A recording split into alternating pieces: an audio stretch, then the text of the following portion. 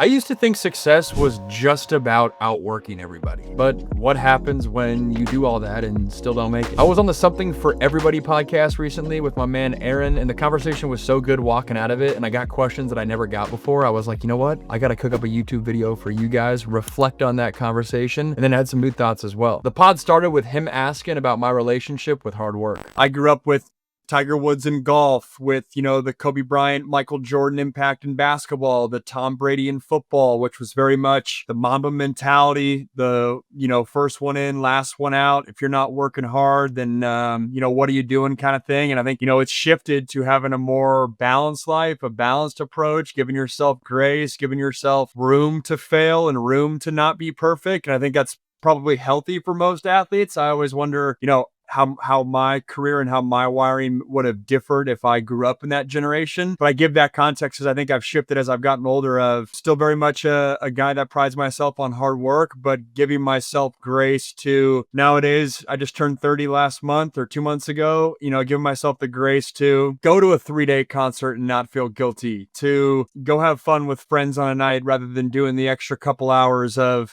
game planning a content piece or an interview segment or whatever it might be. And not having it all be just not having the hard work is always the calling card mentality. I think oftentimes it needs to be. I think I'm very much a, discipline equals freedom type of guy. I think there's a lot of, I don't think discipline and structure need to be bad words. And I very much subscribe to that thought process. But to answer your direct question, as I've gotten older, I've probably given myself more grace to have fun and downtime and relaxation rather than it always being kind of pedal to the metal. The change in the sports world that's happened over really the past 5-7 years in terms of the mentality of the players playing at the highest level is fascinating to me. When I grew up, like I mentioned in that clip, it was Tiger Woods, it was Tom Brady, it was Kobe Bryant. That mentality, that killer mentality, I win, you lose, I gotta be locked into my sport 24/7 if I want to be the best in the game. Compared to now, you look at a Nikola Jokic in the NBA, you look at a Scottie Scheffler in golf, to a smaller extent Patrick Mahomes and Lamar Jackson in football. It's much more of a balanced approach. It's less of a assassin, live and breathe this, no balance.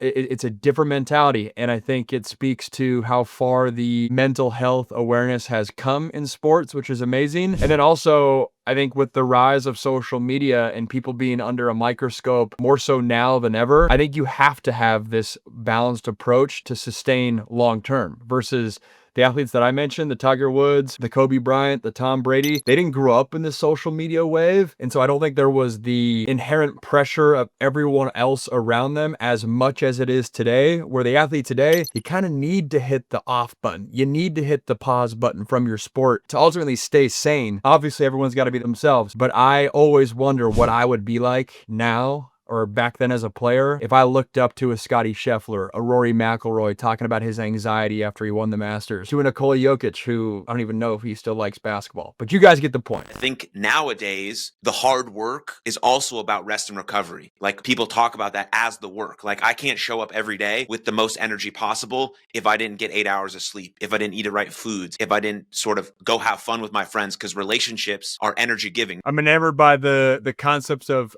paradoxes, or the word paradox, which, it's common jargon, but basically, two things that are contradictory in nature, but hold truth in their own right. And I find it very fascinating to your point of like, I could listen to an hour-long podcast right now about hard work and the importance of hard work and grinding and taking advantage of every opportunity and every hour and treating every practice like a game and that whole mindset. I think there's a lot of truth and a lot of good and a lot of success that can come out of that. And then I could turn on the very next minute, on minute 61, a podcast about giving yourself grace and relaxation and all that. And I think to me, it always comes down to, that through line of that paradox is self-awareness. That's where I always look at it of, for me, I was a kid that I was the first one in, last one out kind of mentality. So I'm probably someone that and I don't say this to be on my high horse, but someone who could probably use more grace and whatnot. But if you're someone who grew up with giving yourself a lot of self-love, well, then maybe you are someone that needs to go more of the tough love, work ethic, that type of thing to get your ultimate goal. I think your point's spot on, and everyone's different. That's probably the beauty of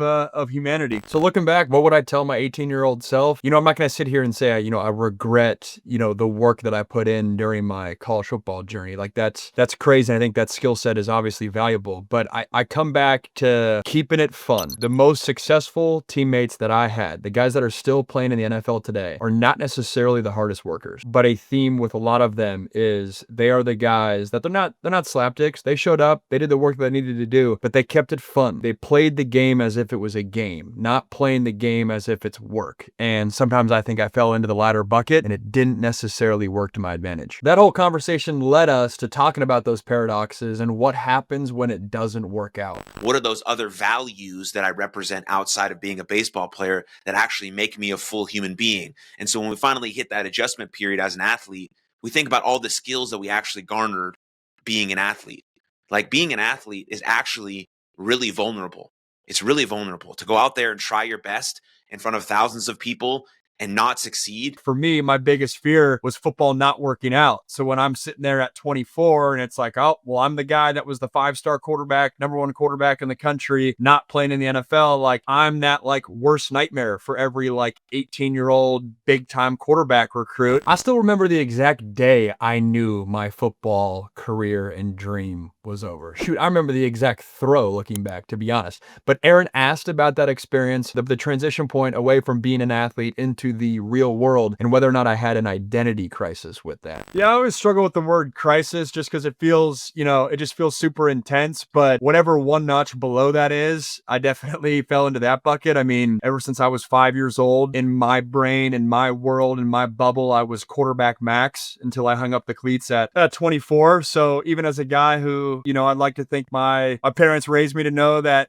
football is not going to last forever. I was a guy that took care of business in the classroom. I was a guy that, had interests outside of football. Even with that transition was tough. And especially for a guy like me, I had tons of expectations going into college, expectations to be the next great NFL quarterback kind of thing. So, when that doesn't work out, that adds to the identity crisis of, my entire life, I was supposed to be the guy that made it. In my mind, we can debate what making it is, but in my mind, I didn't make it. Transitioning off of that was difficult. And I think in my brain, I told myself, hey, this is natural. Give yourself time. This is part of life. These things happen. You're not a failure kind of thing. But in your heart, it's tough. It's difficult, especially when, again, you're opening up social media or you're watching your television screen and you're seeing people accomplish their athletic goals and you're seeing your peers play football at a high level and guys that you were once rated higher than have success. It's tough and it's difficult, but I think as time goes on, it does get easier. I look back on that transition time for me and, proud of, I did some things of, I didn't just sit around and kind of wallow on what could have been. I was pretty aggressive in taking that next step and failed quick, so to speak, in terms of made multiple pivots throughout my 20s to try to find the path that I was going on. And yeah, it's just kind of a big part of my 20s. Learned a lot, but that transition no doubt was very tough. But I also think it's kind of inevitable for athletes that played at a high level. It's kind of what you sign up for. You sign up for the praise and the expectation and all the great memories in your late teens and early 20s for me. And then when that adjustment period happens, it's a struggle. It's funny, I wouldn't change my journey for anything. It's mine. I own it. And growing up, I always thought of hard work as the factor that if I delivered on that, I would ultimately have success. But what my journey showed me is that success is not necessarily just making it to the NFL or playing at the highest level, but so much of it is how you respond. Hard work isn't about just grinding you until you break, but it is building up a sense of grittiness within you to be able to respond when inevitably